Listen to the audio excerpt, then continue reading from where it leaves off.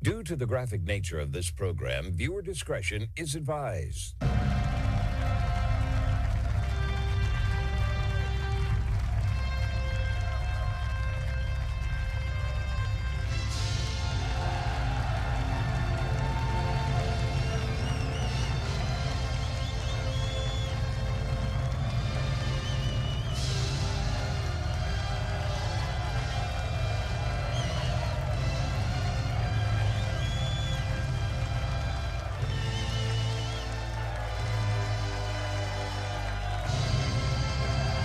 Hello everyone, it's the Tuesday, January 27th, 2026 episode of the Marco Dre Show. Thank you for tuning in to hear today's groundbreaking news right here in America and across the board where the facts are facts and hard truths thrive.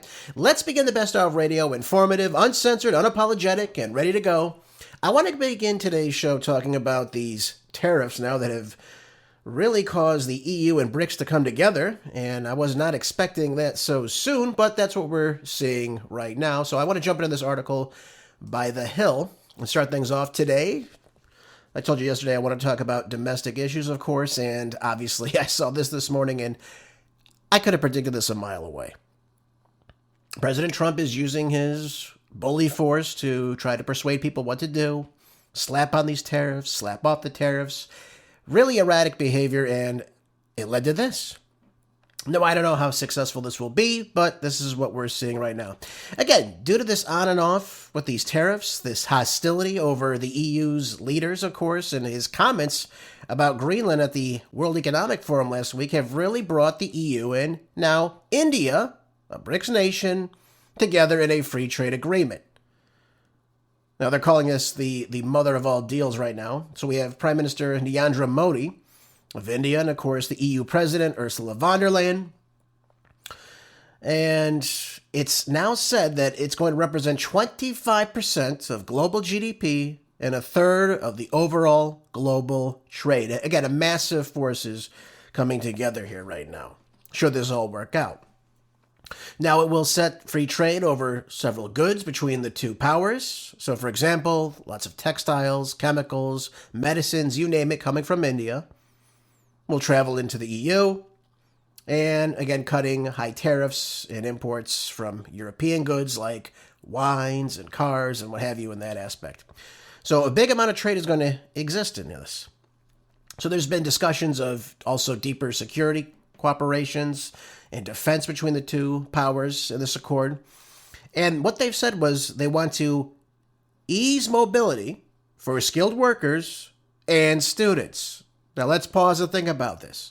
This is just like NAFTA on trade, bringing down the tariffs, right, between the United States, Mexico, and Canada, back in the mid-1990s with good old Billy Clinton. And what you're seeing here is importing Indians to study in Europe. And, of course, probably take all the jobs. That's the way I'm seeing this.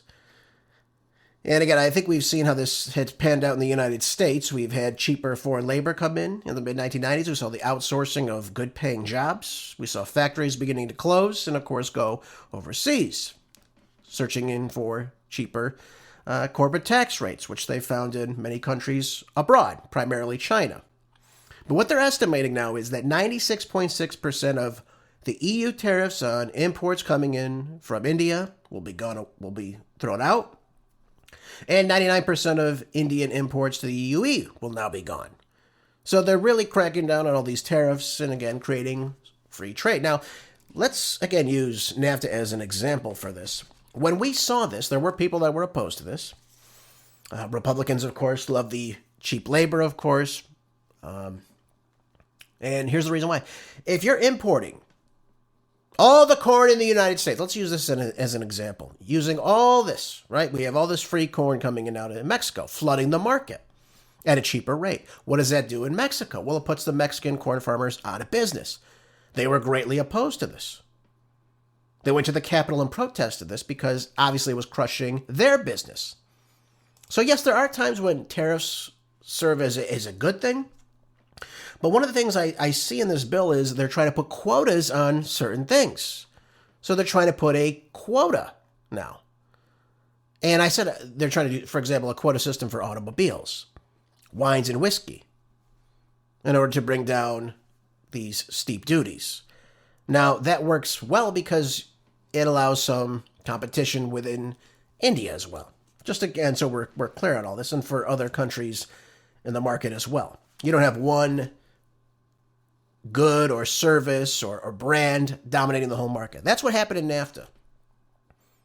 They let, obviously, cheaper corn come in. When you go to the store, what are you going to buy? The cheaper option. And what did that do to the corn farmers? It put them out of business. That's why they were protesting. That's why you saw this massive shift, of course, in migration coming in the United States and taking farm jobs in the United States. That's why we saw these things. So while it sounds like a good idea, we're going to take off all these tariffs, everything's going to be cheaper. Well, hang on a second. Anytime you're importing something in another country, it's going to affect the businesses in that nation as well. So if the cost of production in Mexico is greater than it is in the United States, it's going to put those Mexican corn farmers out of business. You can see how this could be dramatic. So I think that's why they're trying to shift to certain goods. And what you're seeing here is what they want to bring in and what have you. I think that's why you're seeing certain aspects of that, because they don't want to put certain people out of business in these various countries. Now, of course, the EU is very massive as far as different nations. But this is why you're seeing things like that. And again, though it's a lot of money involved in this to obviously bring together these two powerful economies now and the supply chains that go along with it, it's now said that they're going to cut 4 billion euros in tariffs, or 4.7 billion in American dollars, or taxes. Obviously, we know a tariff is a tax. And it's going to create millions of jobs for workers in both India and throughout Europe. So tell me, how many Parisians are going to go to relocate in New Delhi, in India? How many Romans are going to pack up their bags and move to Mumbai? How many people in London are going to do the same? It's a one-way street, folks. I don't see that happening at all. I don't see a whole group of white Europeans packing up and moving to India where they're not going to be accepted. Do you? I don't. I do see it on the other way around, though. We've already seen this taking place all throughout Europe with the mass migration coming in from the third world. Now, I know what some of you were going to say, and yes, I know that India has changed drastically in the last few decades when they abandoned socialism and adopted capitalism. We've seen, obviously, China do the same thing. They are modernizing, they're investing in their infrastructure, their communities, and you're seeing the skylines resemble more and more of the West. But will the EU benefit like it's being purported in this article? Only one can guess. Again, I don't see the way that Europeans are going to pack up and move to India in this situation or attend school. I don't see that happening at all. I do see it on the alternative, though. I see India shifting more and more into Europe, attending college, staying there, getting these jobs that they're all proclaiming are going to be there in the millions. I don't know how positive that'll be for Europe overall. And again, it reflects what we're seeing in the United States right now. With the H-1B, the H-2B visas that are taking place right now, who's taking those jobs? Mostly people from India and China, by and large. So, this whole thing, this offsetting of the U.S. tariff impact now, India is looking to diversify its export destinations as, again, part of a strategy to offset the impact of the higher U.S. tariffs that they're being afflicted with, and of course the EU as well. So for the EU, the deal offers the bloc expanded across to one of the world's fastest growing major economies, and that is true, by the way. Again, BRICS is growing. BRICS is getting stronger in power. And they're proclaiming that it's going to help European exporters and investors reduce their reliance on the more volatile markets. That would be the U.S. Again, I told you this before. If President Trump can come in and just slap a tariff on just because he doesn't like what you've done, right? Remember at one point he's going to put on tariffs on pasta imports from Italy. Why?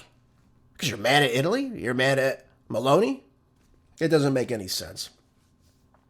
And what we're seeing here is a great big shift, folks, and a shift moving away from the United States as the world superpower. That's what we have to understand here. And one of the things they say in this article, one of the Indian trade analysts has said that ultimately the agreement is about creating a stable commercial corridor between two major markets at a time the global trading system is fragmenting. What do they mean by that? What is fragmenting? Well, they're obviously referring to the dollar. The dollar is fragmenting. People are moving away from the dollar. They're trading in different currencies now. That's a big thing, and that's a big blow to the dollar, which we're seeing right now crumble right in front of our eyes. Go look at Poly Market right now. It's astounding how quickly it's dropping in its value. So either way, this is a big blow to the Trump administration. As I've told you this several times before, the slapping on and off of tariffs in an erratic manner is not a way to conduct business, folks. And it only shows as the EU is now siding with BRICS over the United States. And granted, these nations' legislatures still have to come together. Their leaders have to come together, and we'll have to sign on to all this. It doesn't just take place overnight. Ursula von der Leyen cannot just speak for everybody. But this is putting the process in motion right now. And we'll see if this agreement is palatable for each of these nations. I don't know. Each nation is obviously different, and von der Leyen does not have the final say. But here's the problem with all this. If India signs on and this all works out really well, it's only a matter of time before China gets involved and Russia gets involved. And China's a huge market. If Europe sees success with this, and they're making a lot of money, they're opening up new markets in different parts of the world, and they're benefiting greatly, and they're getting much richer off this, you're going to see that market shift to China, and afterwards you're going to see it shift over to to Russia as well. That's the way it's going to work out. That's what I foresee, at least by what I'm reading from this. There's going to be a lot of trade happening in the billions. We're going to see a lot of it. And if it's successful, it's not going to stop in India. It's going to go to China and Russia, and God knows it even goes to Iran at some point. It will expand. Make no mistake about it, it will expand. And who are the biggest losers? We are. Our markets. Our producers. And I don't think we want that at all. So, again, Trump has got to use diplomacy, not, again, these tariffs as a bargaining chip. I know in the beginning everyone was like, wow, this is so brilliant. He's going to say, well, I'm putting a 50% tariff on your goods. And everyone's going to, just fall to their knees and say, oh, no, Donald, we'll take off the tariffs. Don't worry. I said to you before, I'll say it again, because no one else is saying this. What Trump should have done in the very beginning is say, we're going to put quotas. We'll keep free trade, but we're going to put quotas on how much can come in. And you saw this in this article. People are looking at quotas for certain products because they want to stay competitive in their said country. If Trump did that, if he put in quotas saying there's X amount of refrigerators, stoves, whatever article you want, it doesn't matter. Whatever product, doesn't really matter, can come into the United States every single year. That's going to get people to say, well, I got to invest in the United States then. I'm going to bring my company here. I'm going to produce right here in the United States. I'm going to bring my company back to the United States because this is a huge market. 350 million people. But he didn't do that. He just said, we're going to slap tariffs. Sometimes they slap the tariffs on. They take them off. Then we go out of control and say, we're going to put 157% tariff if you do X, Y, and Z. And people have had enough of this. This is back and forth. It also begs the question, where is Congress? Why is Congress letting Trump do this? Where are the checks and balances? We're not seeing any of that. And that's a big problem, too, and there should be discussion about that. Again, this is why we're seeing this shift away from the United States market. We've got to look at diplomacy. We've got to stop with this hegemony that we're just going to take Greenland, for example. That was ridiculous, saying, hey, anyone that doesn't agree with that gets a tariff on it. It's a NATO country, folks. Why would we go and invade Greenland by military force? Why would we say we're going to take this? Why are we going to say we're going to... Well, I'll remember, if you didn't like it. Stop with the bullying. Start with the diplomacy and the unilateralism. Stop this nonsense. Because other people are seeing that there are better options out there. There are other options out there they can look into, and they can invest in, and they can make money off of. We've got to stop this idea that we're just simply going to bully everybody out there. It's not going to work. And it's not working. And we're seeing that play out in real time. So my only hope with all this is that President Trump sees this as a warning sign and we create diplomacy. We create good trade policy with these other nations, China, India, and Russia included. Hopefully at some point, even Iran, who wants to trade with us. Hopefully in Venezuela. Not capture their president in the middle of the night for bogus drug charges and firearm charges, for having a machine gun inside Venezuela. The world sees what's happening right now, folks. And I can tell you very much so that they don't like it. And they don't want to be bullied around in this manner. Let's focus on diplomacy. Let's cooperate with other people and other nations. Stop the bullying, stop the trash talking, get to work on that. Okay, we are a strong nation, no doubt about it. We have a strong military, no doubt about it. But if we lose out on trade, folks, that's going to be a big hit to our overall GDP, and we simply cannot afford that.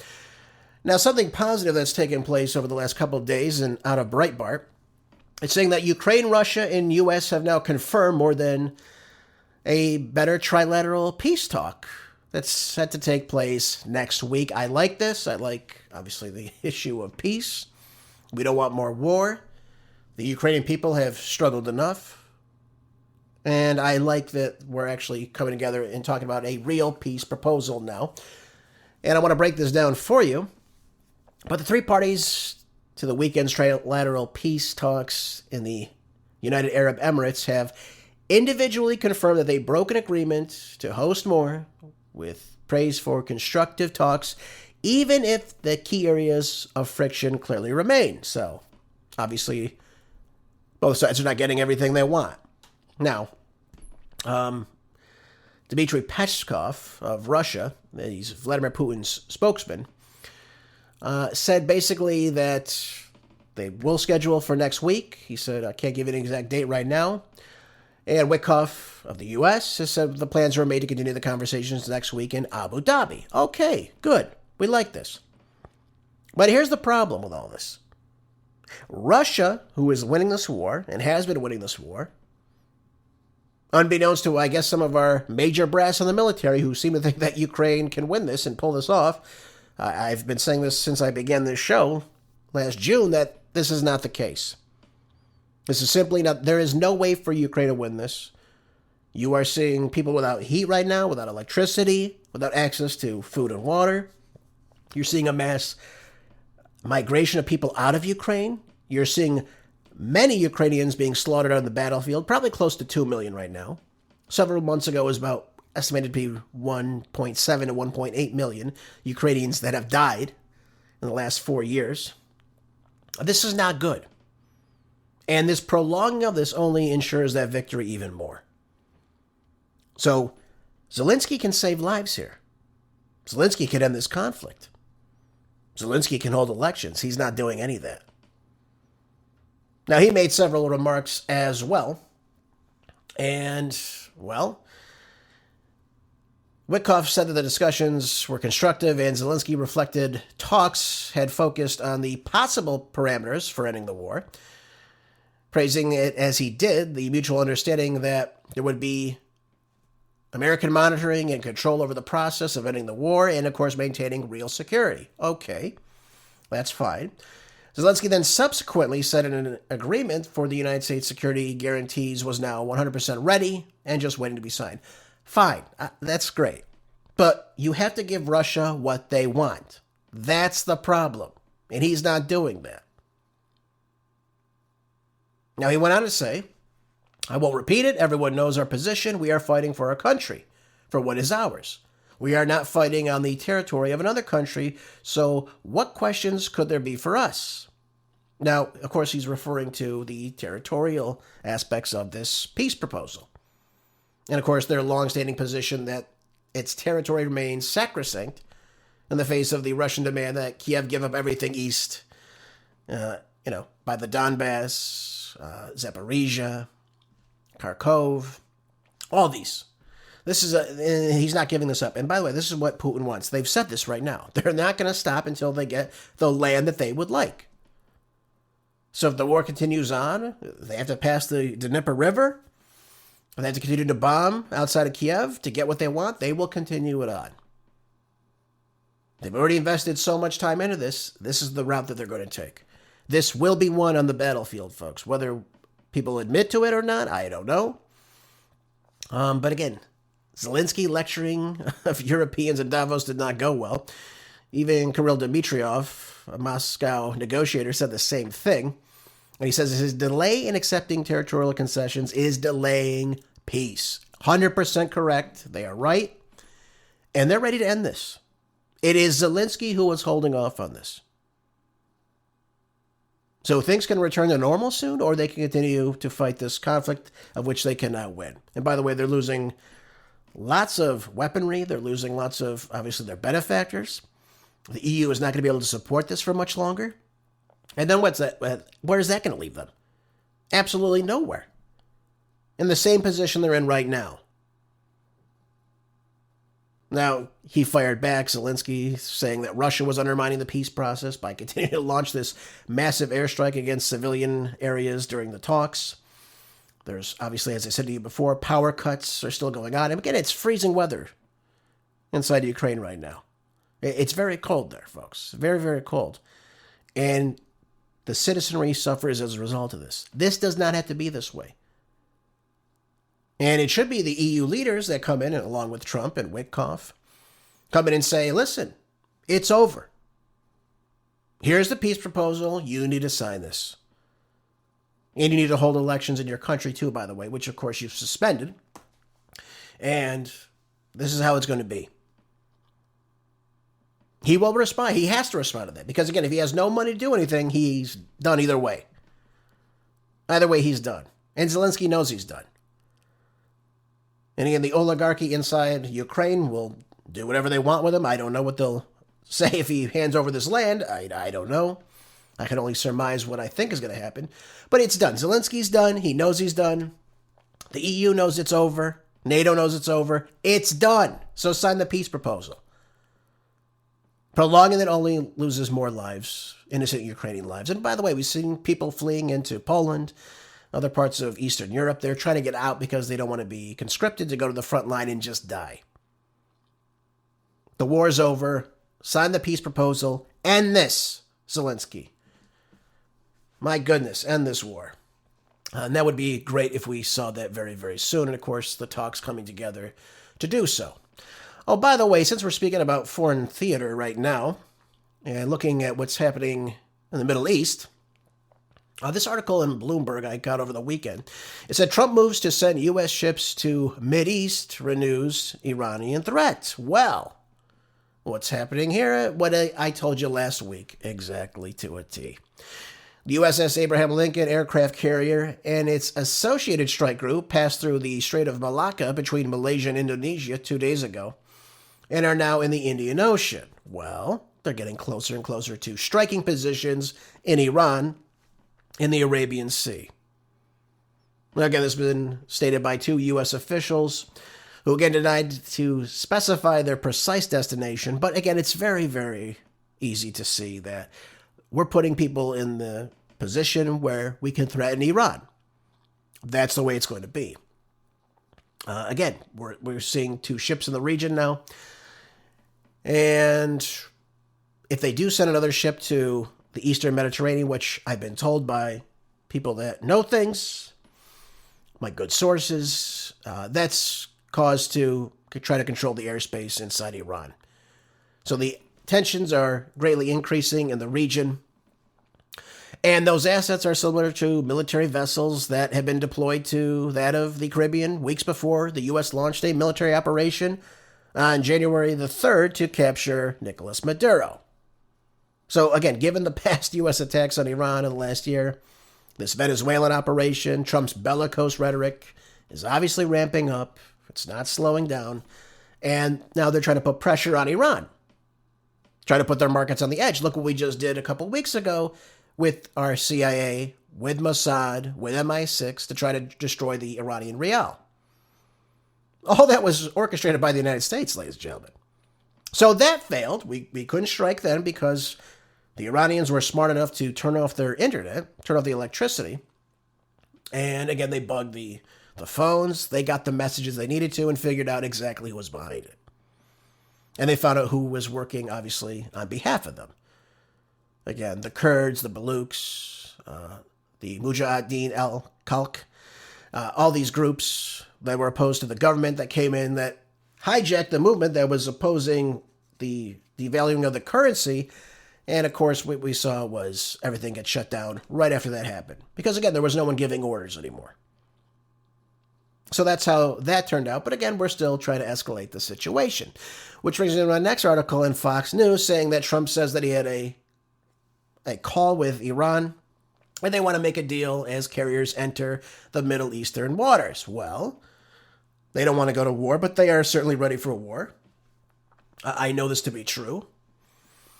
And what they've said in a Monday interview with Axios, Trump suggested that Tehran has reached out to the White House on numerous occasions and wants to make a deal. Okay, that's fine.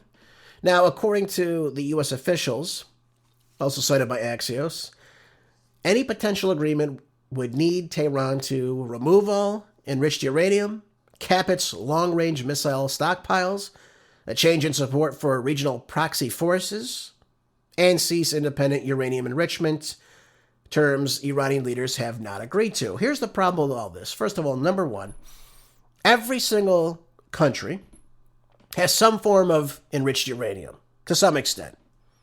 Okay, obviously, the greater percentage it's enriched, and it becomes more lethal for, obviously, using it as a nuclear weapon. That's what they use. That's why, originally, when they saw that they were reaching 60% enriched uranium, still not in the realm to, obviously, use for nuclear weapons, that's why last June, Israel attacked, and then, of course, we attacked.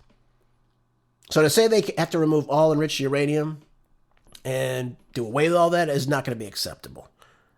Certainly not going to be acceptable. By the way, they were going to agree to, was it 3.5% enriched uranium last June when there were supposed to be talks, and of course this negotiation was supposed to take place. That obviously got stopped thanks to Israel.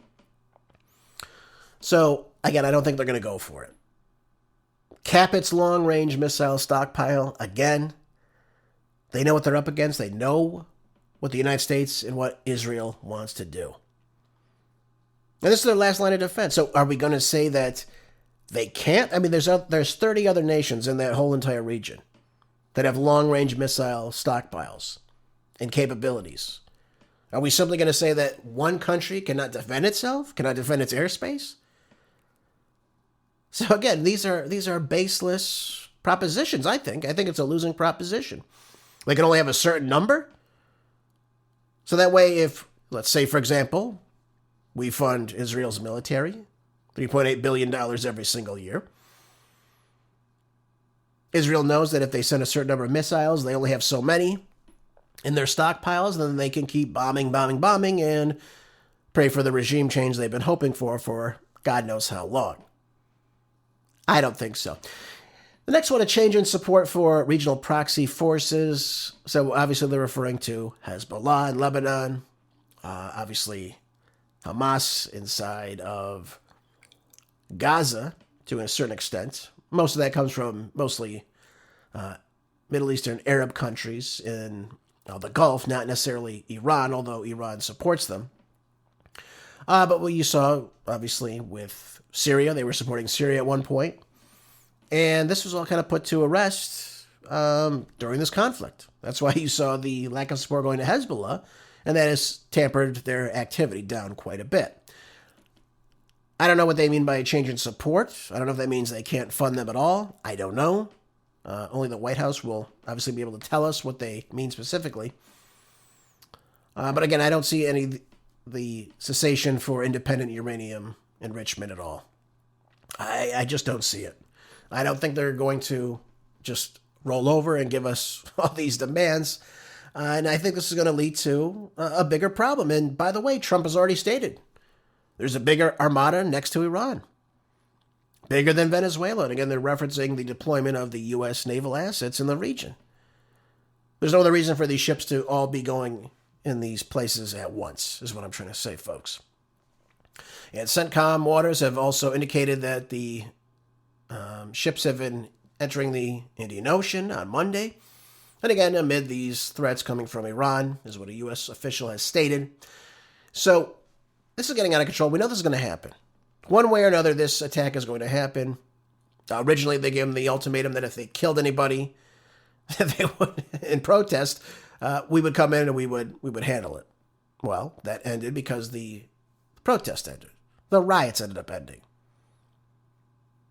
And they, like I said, they hacked Starlink. They figured out what was going on. They stopped that. They got the phones of these people. They were able to figure out who was coordinating it and where. Okay, and as a result of it, those people were arrested. Yes, there have been people killed, but it wasn't the peaceful protesters protesting the economy like we were told. These are people that were violent, that were killing police, that were attacking buildings, cars, military bases, murdering police. I mean, it wasn't the black and white picture that the news media was trying to portray to you. So we need to understand that as well was taking place inside Iran. There were people protesting. Even President Pezeshkian was protesting with the people. So that is another indicator that it was for the economy, not for the existing regime. Again, just so we're all clear on all that. So this will be interesting to see how this plays out. Again, I told you this is going to happen. And there's going to be some sort of false flag that takes place. And when that does happen, you'll see some reaction.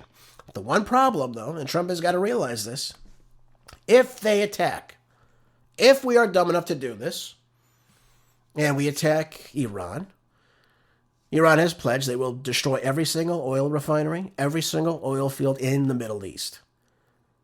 And they will shut down the Strait of Hormuz. If that should happen, a fourth of the overall oil supply coming out of that region, excuse me, of the world that comes out of that region, is going to be gone. That's going to be a major, major, major blow to the economy. It's going to crash the economy. It's going to send gas prices skyrocketing all across the world. And a lot of governments are going to go down as a call for that. So I don't know if Trump wants to be the one responsible for a third of the oil GDP to be erased. I just don't think so. So I don't know if this is just to bluff them, see if they give in to demands without firing a shot. I don't know. Now, it's been told, though, that the Supreme Leader, Ayatollah Ali Khamenei, has been sheltering in a fortified underground facility, according to Iran International. Yep. Saying here that some 5,848 people have been killed. That's the confirmed death toll right now from the human rights activist news agency. And, of course, they're looking at 17,100 other deaths under investigation to see. Remember, we got different numbers, too, by the way. 1 week it was 572, I think. And then, like, the day later, they're like, well, they killed 12,000 people. I mean, this is all, again, to foment the support to go in and do this, folks. That's what it comes down to. And, of course, what happens in our streets with ICE and, of course, protesters and or agitators, I guess I'll say, doesn't help the cause either. Doesn't help the cause either in this situation. And, again, the world sees what's going on here. All right, let's move on. You know, speaking of what was happening in the streets of Minnesota recently, also the Washington Times says that Trump signals ICE pull out from Minnesota chaos. Interesting take, I'd have to say. Now, Trump has been responding to, of course, the Saturday shooting of the anti-ICE activist Alex Preddy, which we talked about on yesterday's show. I gave you my 2 cents on that. And obviously, it's a horrible situation to see something like this taking place on our streets. This shouldn't be happening, folks.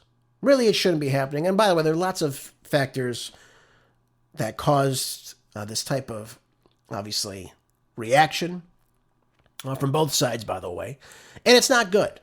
And we have to cool these tensions, just so we're all clear on this. But it appears that they're on the verge of withdrawing these federal troops. Excuse me, I say troops sometimes. They're agents. They're obviously ICE agents. And who have swarmed Minneapolis to hunt down illegal aliens. And as a result, we're seeing these violent street protests. The one interesting thing I have to say, though, is that we have ICE in many different states, many different blue cities doing all this. Why is it just in Minneapolis that we're seeing these violent protests? And again, a violent protest would cease it to be a peaceful protest.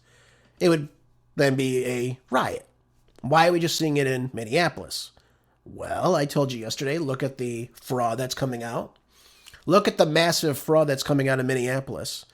And it's been a nice deflection, hasn't it, folks? No one's talking about that right now. Obviously, I did yesterday on yesterday's show. I highlighted everything that was happening.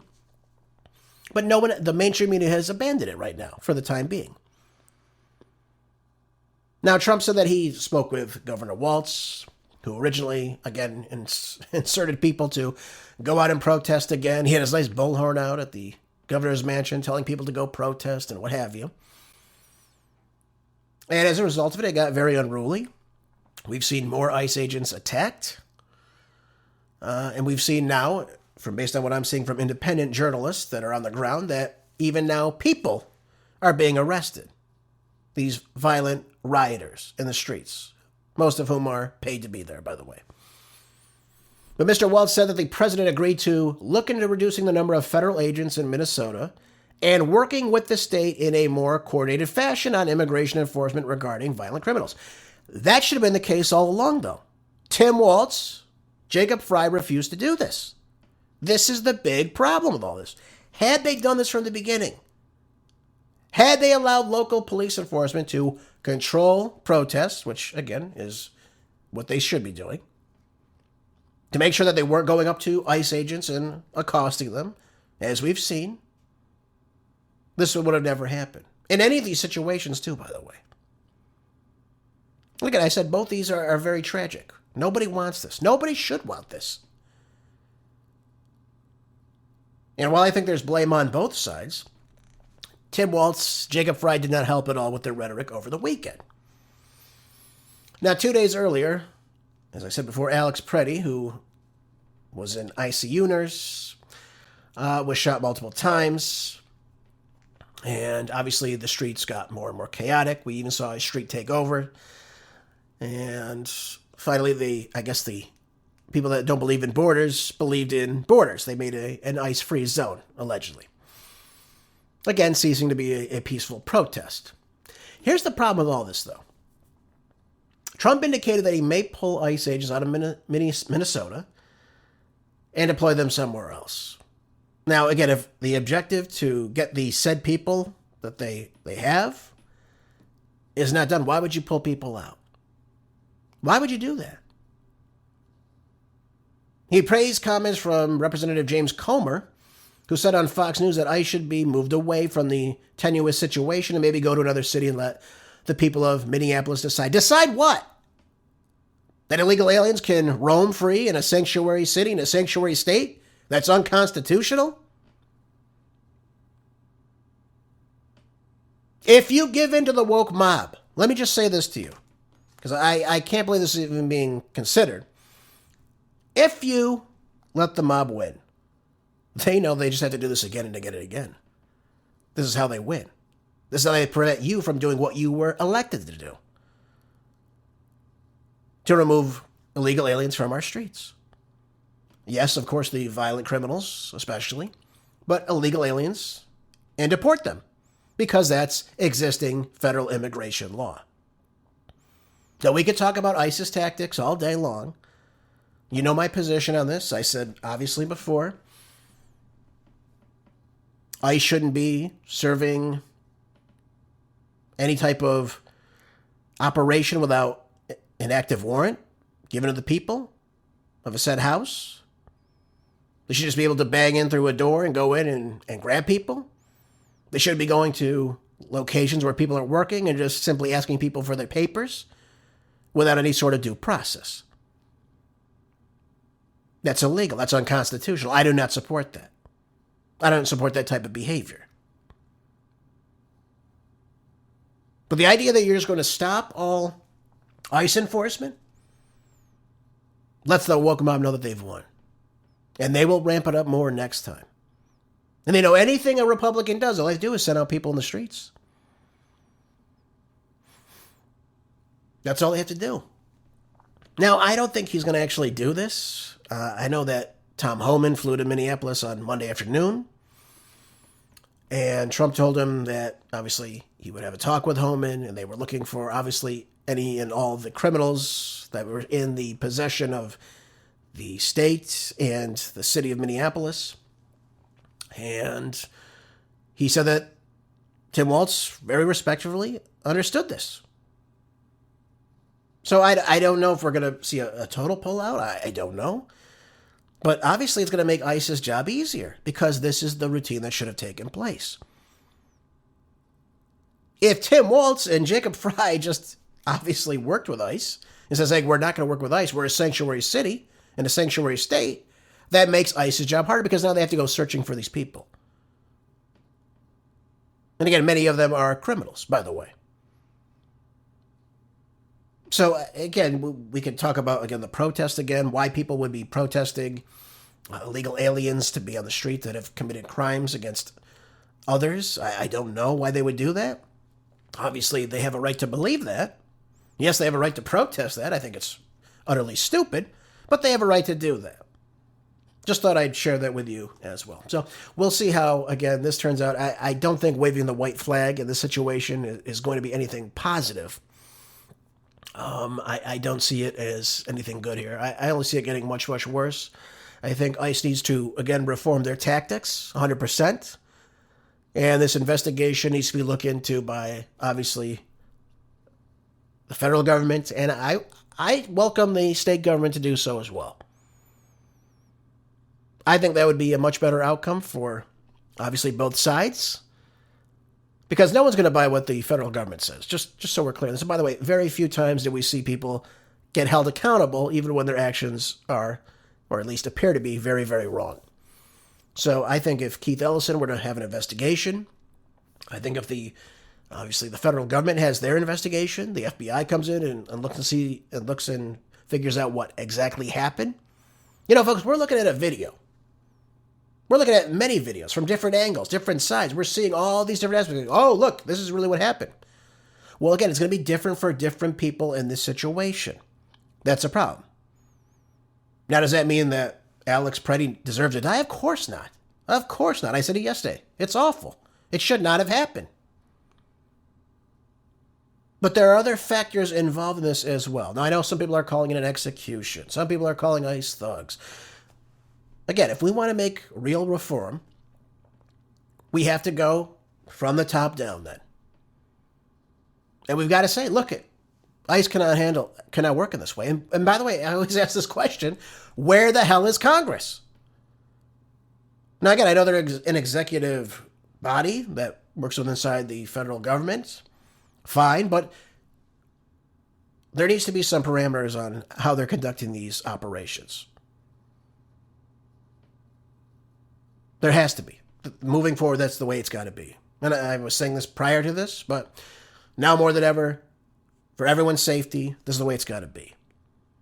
It's the way it's got to be, folks. If we don't do that, we're going to set up these agents again for more assaults on them. They're going to get more, obviously, upset when they're working and what have you. Again, if someone's blowing a whistle into your face day in and day out, blowing the horns, accosting you, it takes a toll on you.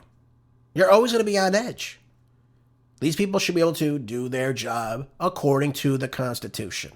Anything else is unacceptable in my estimation. So now that I've made my point clear on that, I do want to play you a clip from Sam Tripoli. He was on with Joe Rogan. 2023, this is a prediction he made, though, and I think he was spot on, and I heard this, I don't know when I first heard this. I think I heard this a couple of months back, and I said, he's absolutely right, but I want you to hear this as well. Take a listen to this. We're in the Bolshevik war right now, bro, and right now what's coming up is all the pride stuff is going to be, okay, so I had this woman come on my podcast, her name's Mel K. She goes, I've been talking to some people in the intelligence, and they go, this gay pride stuff is going away, and the next thing you're going to see are immigration riots. This is going to be right around the next election. So hand to God we do this episode. Next day, Starbucks is like, we're banning all the pride stuff. And now you start seeing they're putting little breadcrumbs out, man. Little breadcrumbs. Oh, I saw this one thing in Chicago. Oh, yeah, illegal immigrants are upset about where they're staying. And these illegal immigrants who speak no English are holding up perfectly written English signs saying we're tired of how we're being treated. And now you're starting to see this over and over again. Eric, so everyone's always like when all these Republican governors are like sending these immigrants all over the country, everyone's like, yeah, you're showing those Democrats. Bro, they're moving assets. I know it sounds crazy, but that is 100 what do you mean they're moving assets? What do you mean? Dude, these guys coming into the country, bro, have you seen them? A lot of them are Chinese, and a lot of them are military-age people. Too. And I'm telling you, they're moving, and this is what's going to be right around 2024 election. Immigration riots, people going nuts, and as listen to this, and you'll start seeing all the little breadcrumbs. I'm telling you, that's what they want you to think. You're buying it. Oh, I thought I was all right. So we get the picture here. Again, we saw how many anti-immigration enforcement riots under Joe Biden? 0. How many under Obama? 0. Yet under Trump, they seem to be very, very popular. Very, very popular. For those of you that listened to yesterday's show, I mentioned to you, of the, I think it was 5.3 million people that Obama deported in his 8 years in office, 75% of the people that were detained had 0 due process. Obama did away with habeas corpus. It was over.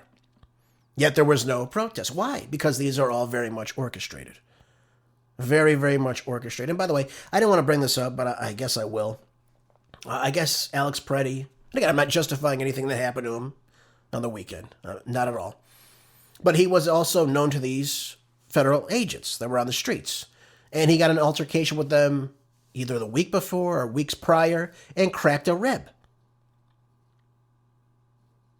So again, I'm not saying he deserved anything. I'm not saying anything. But what I'm saying to you is that if you're going to protest, you have to do it peacefully, without violence, without provoking people. Yes, you have a right to record ICE. You do.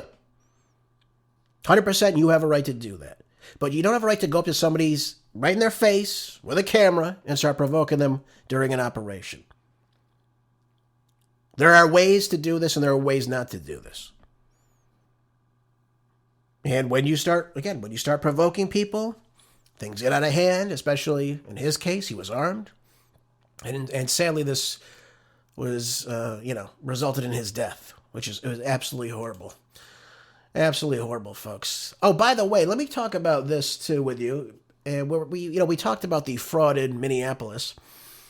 Well, the fraud in California, folks, I just got to go over this with you again because this is ridiculous. This is in the Federalist. It says here that in a new announcement, the Center for Medicine and Medicaid Services, Dr. Mehmet Oz, who is the director of this, said that the federal officials believe that they found billions of dollars in medical fraud in California, along with other forms of not yet fully quantified social services fraud that make Minnesota look like a minor criminal fiefdom by comparison. I told you this the other day. I told you this. Look at this. I said, look at California. They give an example. This Alex Sufer last week was charged with a whole bunch of wire fraud after he allegedly helped himself to at least $10 million from the $23 million in public funds he was paid to house and feed homeless people. Well, we saw where that money went. $24 billion. We have no idea where it went. And the problem only gets worse and worse. The population has since doubled, I believe, since Gavin Newsom has taken office alone. Look at this. It says Sufer controls or has controlled at least 9 LLCs and general corporation. And federal prosecutors allege that he also created a long list of fake companies with names that closely resemble the real names of well-known companies that provided services like catering, construction, and security. But the fake companies belong to Sufer. The government says that the invoices he submitted to public agencies showed his payments to other businesses that just reflected checks Alex Sufer was writing to Alex Sufer, flowing from one bank account to another one of his bank accounts. And again, what you're seeing in Minneapolis is happening in California. What you're seeing in California is happening in Seattle and Portland and New York and all over the place.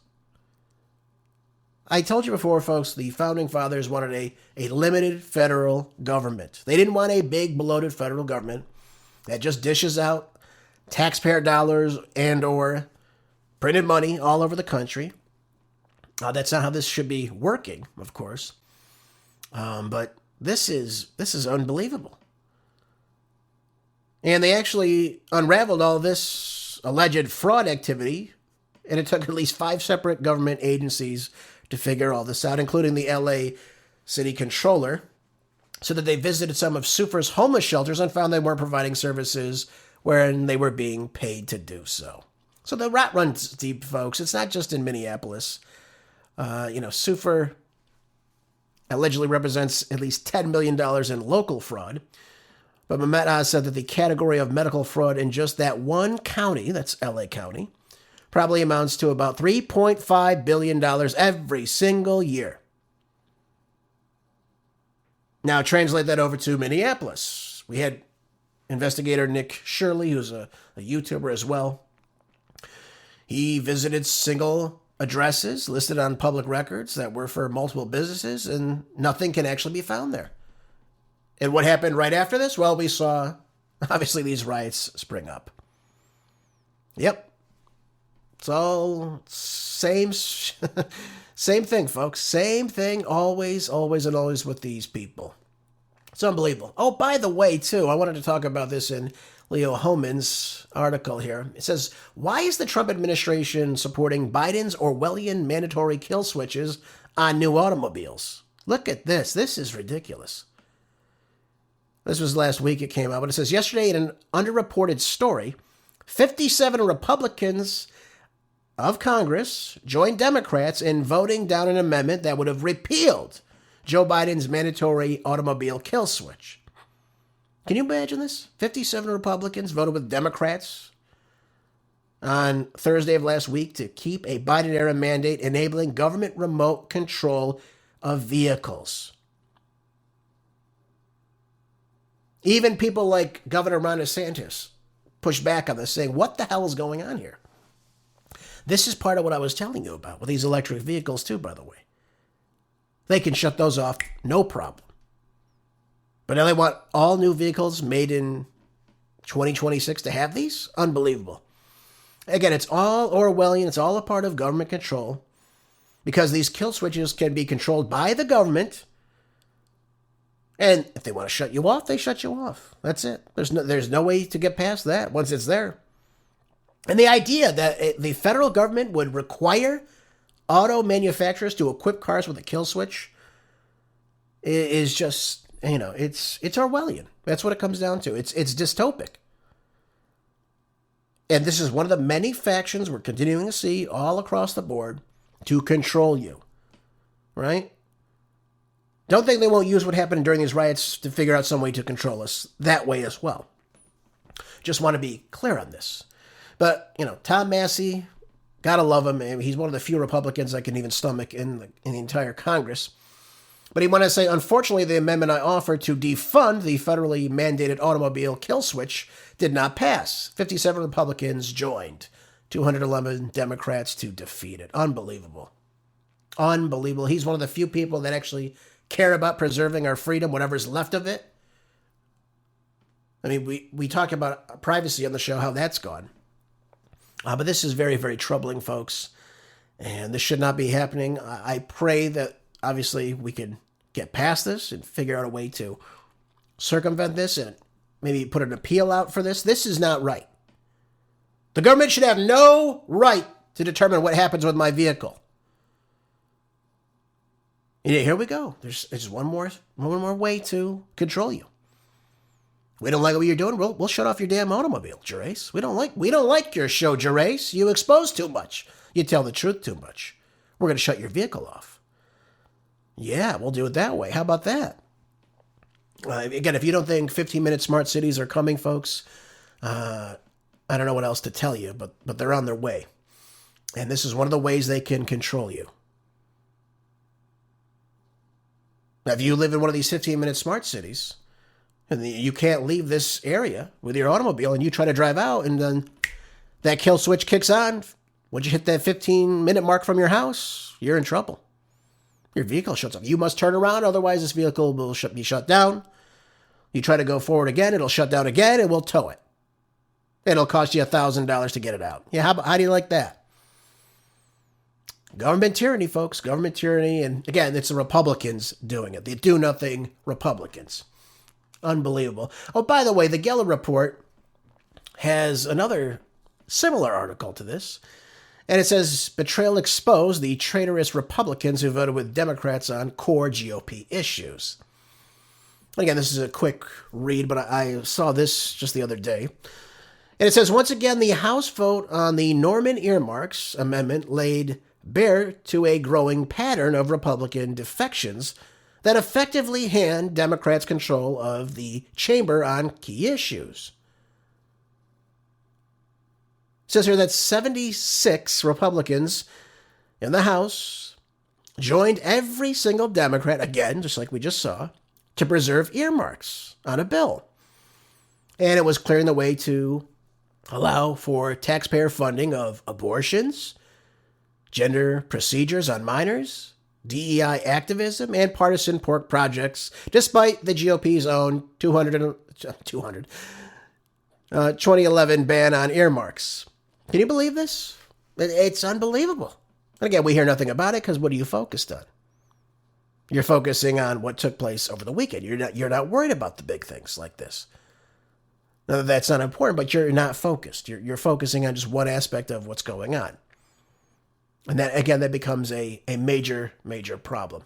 So the whole thing with these earmarks, by the way, Ralph Norman, he offered an amendment to, again, get rid of these Senate Democrat inserted earmarks. And what these earmarks were allocating money for were the policies I just told you about. So what he wanted to do, he wanted to take these out. He does not want to allocate this money for these projects. He wanted to go back to the House and have, obviously, no earmarks to, again, allocate this money. But because the amendment failed, the earmarks stayed in, and of course, now the appropriations package for the labor HHS bill with the earmarks now passed in the House. So it was eventually passed anyways. And then it moved on to the Senate, and it's expected that Trump is obviously going to sign it. So there you go, folks. We're losing again and again and again. It's unfortunate, but that's what's happening. One last quick article. I had two other good ones, but we'll get through this one quickly. This isn't just the news. Human trafficking bust in California results in 120 arrests, but mostly just for loitering. This is disgusting what's happening in California. I've talked about this last year on the program. But state and local officials have announced the results of a California-wide operation to combat human trafficking.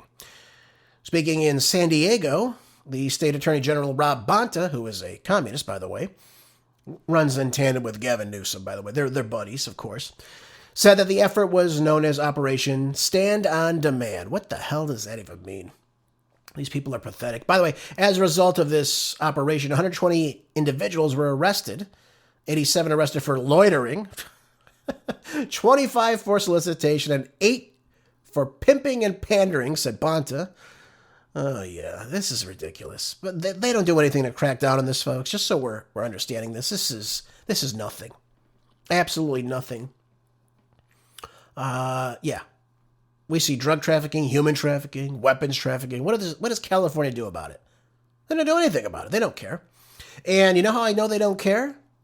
Well, because I don't know what year this was signed. I think it was last year. Yeah, it was last year this was signed. Now, prostitution remains illegal in California. However, the Safer Streets for All Act, introduced by and written by State Senator Scott Wiener of San Fran Schmucko, who is a disgusting, vile human being, by the way, known as SB 357, made significant steps in reforming the state's criminal justice system. Now, it was signed into law by the schmuck Gavin Newsom, of course. Why wouldn't he sign this? But it effectively decriminalized specific activities related to prostitution, particularly loitering with intent to commit prostitution. Now, you're asking yourself, well, why would Gavin Newsom do this? This is ridiculous. Well, of course, they're two scumbags, both of them, by the way. And they claim over the last several years there have been conversations around law enforcement and public safety having frequently centered on discriminatory profiling in California. Now, who were they discriminately profiling for? Well, it was disproportionately impacting the people of color in California and the LGBTQ, XYZ, WTUV, and trans individuals. So therefore, they can break the law now. That's fine, right? It's okay. You see how this works? So the bill seeks to eliminate discriminatory profiling, right?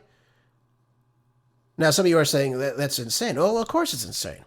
And by the way, it's been reported, I will tell you this, in parts of downtown Los Angeles, particularly off Figueroa, one of the main streets in Los Angeles, there's prostitution, and I hate to tell you this, but prostitution of 11, 12-year-old young women down there. Women, they're children. I mean, that's what they are.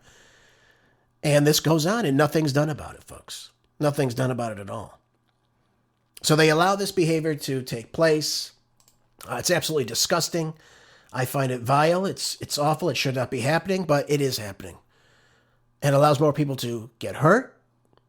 And again, this, prostitution is just another form of sex slavery, if you want to think of it that way, because that's what it is, especially when it's minors. And when police officers are not allowed to do their jobs at all, we see more and more of this. We see more and more of this take place. We see more children as victims. And it begs the question, I told you this last year, we lost 325,000 children at the southern border under the Biden administration. Where are all these children? Are some of them on the streets being pimped out? I think so, folks, and I think it's absolutely disgusting we're seeing this. Folks, thanks again for being here today. I appreciate you so much. I hope you learned a lot from the show. Hope you'll share it with others. Make sure you're keeping your mind sharp, body strong, staying prepped, as always, staying safe out there with the weather. Have a great rest of your day. I'll see you back here tomorrow for more groundbreaking news on the next Marco Dre Show. Until then, be good, stay busy, God bless.